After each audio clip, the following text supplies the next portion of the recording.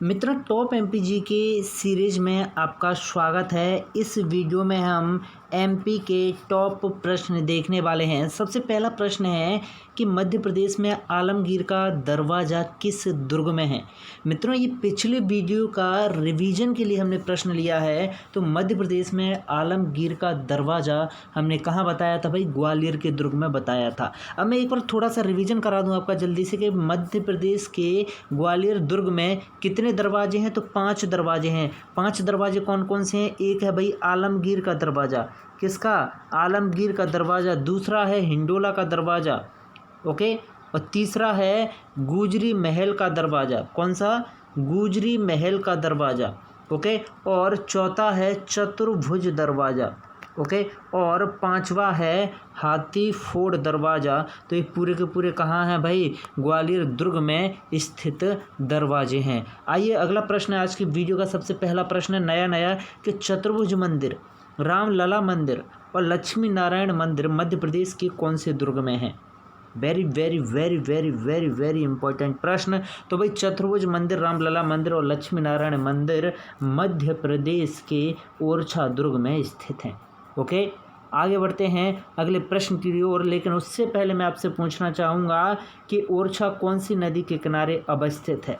तो ओरछा भाई वेतवा नदी के किनारे अवस्थित है, ओके। और ये सभी मंदिर या फिर कहूँ मैं ओरछा का दुर्ग कौन सी नदी के किनारे है? बेतवा नदी के किनारे है।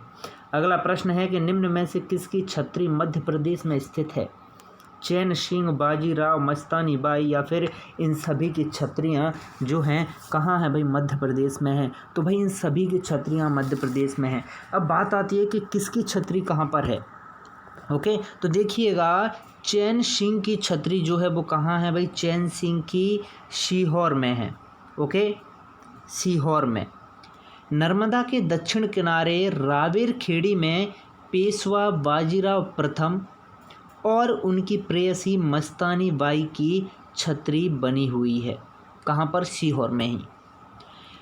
रावेर खेड़ी मराठों की तत्कालीन सैनिक छावनी भी रहा है, ओके। क्या?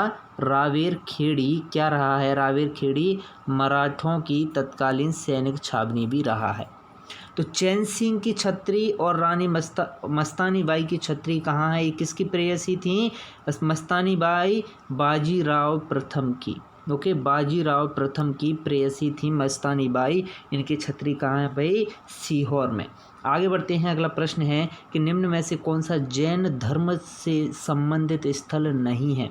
मुक्तागिरी, सोनगिरी, कुंडलवन या फिर सांची। तो भाई इनमें जैन तीर्थ स्थल नहीं है सांची, ओके। देखिएगा मध्य प्रदेश में जैन तीर्थ स्थलों के बारे में मैं बताऊं, लेकिन उससे पहले बता दूं कि सांची भाई किससे है? बौद्ध स्तूप के लिए प्रसिद्ध है सांची। इसके लिए बौद्ध स्तूप के लिए जाना जाता है। अब बात आती है जैन तीर्थ स्थलों के बारे में। तो मुक्तागिरी है भाई बैतूल में, जो कि जैन तीर्थ स्थल है। कहाँ है मुक्तागिरी? बैतूल में। सोनागिरी है भाई दतिया में। सोनागिरी कहाँ है? दतिया में। और गोमटगिरी है एक, कौन सा? गोमटगिरी। गोमटगिरी जैन तीर्थ स्थल है जो कि भाई कहाँ है? इंदौर में, गोमटगिरी। एक है कुंडलवन। कुंडलवन कहाँ है भाई? ये है दमोह में। और एक है पुष्पगिरी। क्या? पुष्पगिरी। पुष्पगिरी कहाँ पर है भाई?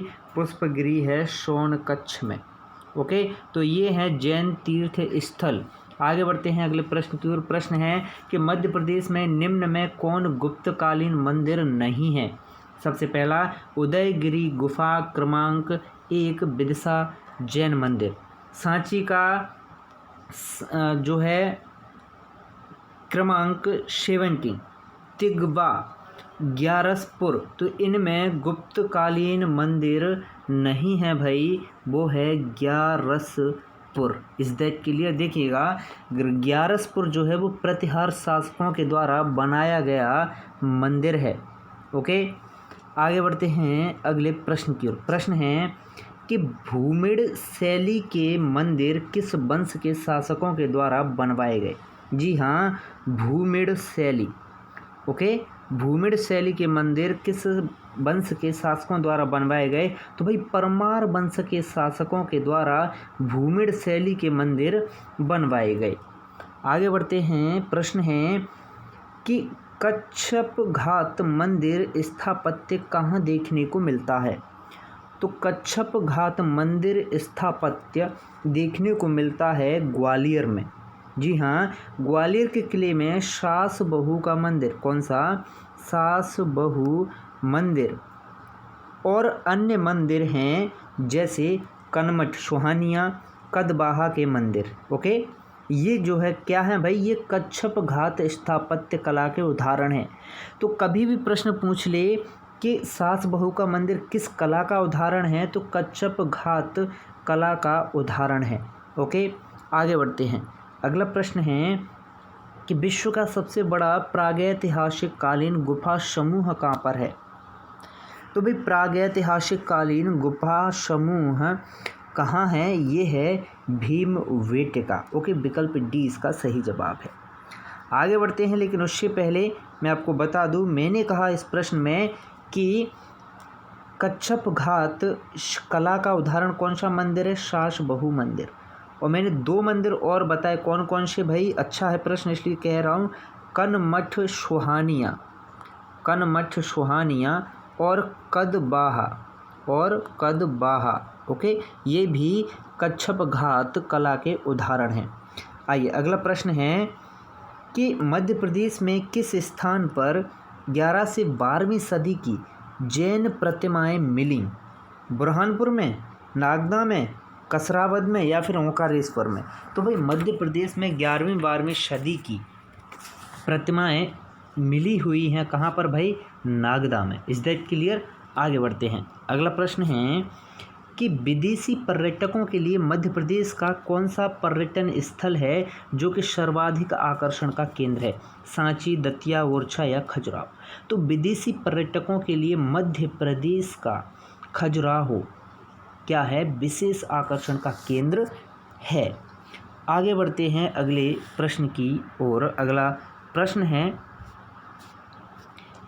कि निम्नलिखित में से कौन सा विश्व धरोहर स्थल है जो कि विश्व धरोहर स्थल नहीं है या वर्ल्ड हेरिटेज साइट नहीं है? सबसे पहला आता है खजुराहो का मंदिर। भाई ये तो वर्ल्ड हेरिटेज साइट में शामिल है, मैंने पहले ही आपको बताया है। ओके, इससे पहले वाले प्रश्न में। ओके, भीमबेटका की गुफाएं ये भी हैं, सांची के स्तूप ये भी हैं, लेकिन मांडू के महल ये भाई वर्ल्ड हेरिटेज साइट या फिर विश्व धरोहर स्थलों में अभी शामिल नहीं है। Is that clear? अब मैं बात करूं कि ये कब कब बनाए गए हैं भाई, विश्व धरोहर स्थल कब घोषित किए गए हैं। हालांकि मैं पिछले जो टॉप एमपीजी के प्रश्नों की सीरीज लेके आया हूँ उसमें ये बता चुका हूँ, लेकिन फिर भी एक बार बताऊंगा। और थ्योरी की जो पहली क्लास या दूसरी हुई थी उसमें भी बताया है। तो खजुराहो के मंदिरों को 1986 में, सांची के स्तूपों को 1989 में और भीमबेटका की गुफाओं को 2003 में विश्व धरोहर स्थल के रूप में घोषित किया गया। Is that clear? आगे बढ़ते हैं। प्रश्न है कि हिंडोला महल कहाँ है? कुछ ज़्यादा ही आसान प्रश्न है, हमेशा पूछा जाता है। हिंडोला महल कहाँ है भाई? मांडू में। Is that clear? आगे बढ़ते हैं। देखिएगा ये जो स्थल है ये क्यों प्रसिद्ध है? तो भाई ये रानी रूपमती और बाज बहादुर की, किस की? रूपमती, किस की भाई? रूपमती और बाज बहादुर की प्रणय कथाओं के लिए ये स्थल जो है क्या है? प्रसिद्ध है। कौन सा? मांडू। Is that clear? आगे बढ़ते हैं। अगला प्रश्न है पचमढ़ी कौन सी पर्वत श्रृंखला पर स्थित है? आसान सा प्रश्न है। तो पचमढ़ी सतपुड़ा पर्वत श्रृंखला पर स्थित है। और ये जो पचमढ़ी है ना, ये एकमात्र क्या है भाई? ये एकमात्र हिल स्टेशन भी है। ओके, एकमात्र हिल स्टेशन है। आगे बढ़ते हैं। प्रश्न है कि श्वेत संगमरमर के पहाड़ कहाँ स्थित हैं? भेड़ाघाट, सतना, छिंदवाड़ा या दमोह? तो प्यारे भैया जी, श्वेत संगमरमर के जो पहाड़ हैं वे भेड़ाघाट जबलपुर में स्थित हैं। भेड़ाघाट में और क्या है भाई? भेड़ाघाट जबलपुर में ही क्या है? धुआंधार जलप्रपात है। धुआंधार जलप्रपात है। आगे बढ़ते हैं, अगले प्रश्न की ओर आते हैं। प्रश्न है कि बाघ की गुफाएं कौन से ज़िले में स्थित हैं। अच्छा प्रश्न है। तो बाघ की गुफाएं जो है ना वो धार ज़िले में स्थित हैं। बाघ भी 2 अक्षरों से है और धार भी 2 अक्षरों से है। ओके, आगे बढ़ते हैं। और अगर प्रश्न बन जाए कि इन गुफाओं का निर्माण कब किया गया था, तो भाई बाघ की गुफाओं का निर्माण कब हुआ था? गुप्त काल में हुआ।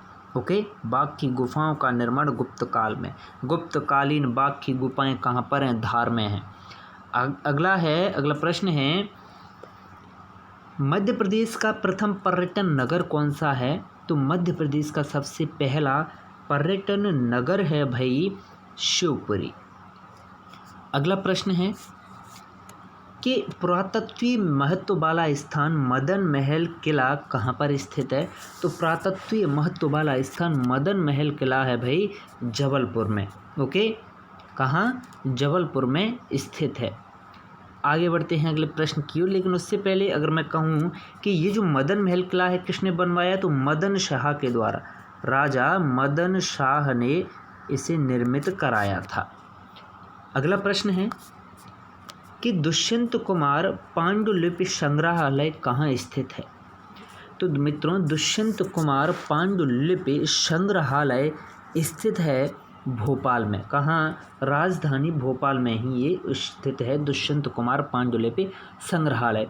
और इस संग्रहालय की स्थापना की गई थी 30 दिसंबर 1997 को। ओके, और इसके प्रथम अध्यक्ष कौन थे? इसके पहले अध्यक्ष मैं आपको बता रहा हूँ, अध्यक्ष थे इसके कमलेश्वर।